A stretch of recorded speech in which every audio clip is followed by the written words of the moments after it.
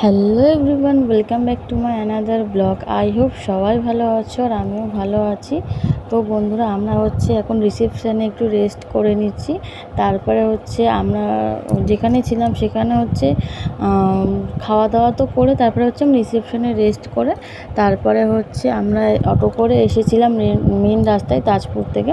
তো অটো করে এসেছি মেন রাস্তায়। তো আমাদের বাস গেছিলো, বাসটা অনেকটা বড় ছিল, আসতে দেরি হবে, সেই জন্য আমরা অটো করে আগে দাঁড়িয়েছিলাম। আর যাওয়ার সময় সেদিন উল্টো রথ ছিল, তো অনেকেই পয়সা চাচ্ছিলো, সবাইকে দিয়েছি, যে যেমন পেরেছে আর কি দিয়েছে। আমরা বাড়িতে ফিরছিলাম, সেদিন উল্টো রথ ছিল, তো সেই জন্য একটু রথ অনেকে ভালো লাগে এগুলো দেখতে। তারপরে আমাদের বাসটা তখন তো ওয়েট করছিলাম, তারপর আমরা বাস এসে গেলে বাসে উঠে পড়েছি।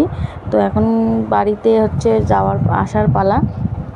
তো এই যে বাড়িতে আসার পালা। তারপরে আমরা নেমে গেছিলাম হোটেলে, একটা রেস্তোরাঁয় নেমে গেছিলাম। সেখান থেকে আমরা চাটা খাবো, খেয়ে দিয়ে তারপরে ডিনারটা করে নিয়ে তারপর আমরা আবার বাসে উঠছি। তোমরা পুরো ব্লগটা কন্টিনিউ দেখতে থাকো।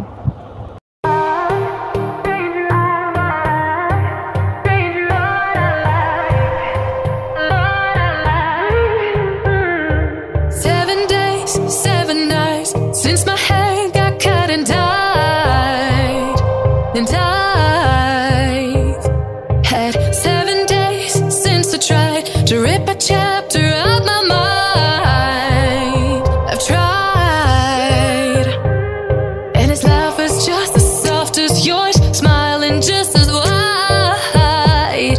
He could be what I like, and his voice is just as dark as yours, freckles just as light.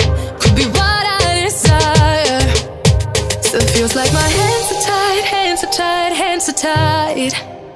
'Cause he's got those stranger eyes, stranger eyes, stranger eyes. And he could be what I like, what I like, what I like. But he's got those stranger eyes.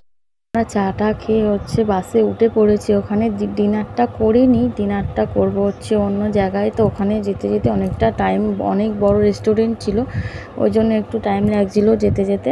তারপরে coffee চাটা খেয়ে তারপর বাসে উঠে গেলাম। বাসে উঠে তারপর নামবো, নেমে তারপর সবাই এই যে রাতের ডিনারটা এখন করে নিচ্ছি। রাতের ডিনার দেখো, সবাই তো একসাথে হয় না, আমরা যারা ট্যুরিস্টদের সাথে যাদের সবার সাথে গেছিলাম সবাই বসেছিল, আর আমার হাজব্যান্ড একটু মেয়েকে দেখছিল। তারপর ফ্রেন্ডস আমরা ডিনার করে নিয়ে বাসে উঠে পড়েছি। আর আমি রাতে না রুটি খাই, ভাত খাই না। তো এখন এক জায়গায় গেছি, কী করবো, তাড়াতাড়ি আমি রুটি খেতে পারি না, তো ভাতটা একটু তাড়াতাড়ি খেতে পারি। তার কারণে ওই যে টেনশান যে সবাই তাড়া দেবে, চলে আসা কখন হবে, কতক্ষণ বসে থাকবো বাসে। ওই যে দীঘাতে যাওয়া বা আসাটা বোরিং লাগে, মানে টাইমটা বাসের মধ্যে আর কি বলছি। তারপরে আমি বাড়িতে চলে এসেছি, আমার মাও বাড়িতে ছিল, আমি মাকে বলে গেছিলাম। তারপর ফ্রেন্ডস আমার মাকে ব্যাগটা গুছিয়ে দিচ্ছিলাম। এখন মা বাড়িতে যাবার, মা আমাকে বলছিল যে সোনাকে দেখিয়ে রাখতে। তো বন্ধুরা, এখানে শেষ করছে, দেখা হচ্ছে নেক্সট ব্লগে। সবাই ভালো থাকবেন, সুস্থ থাকবেন।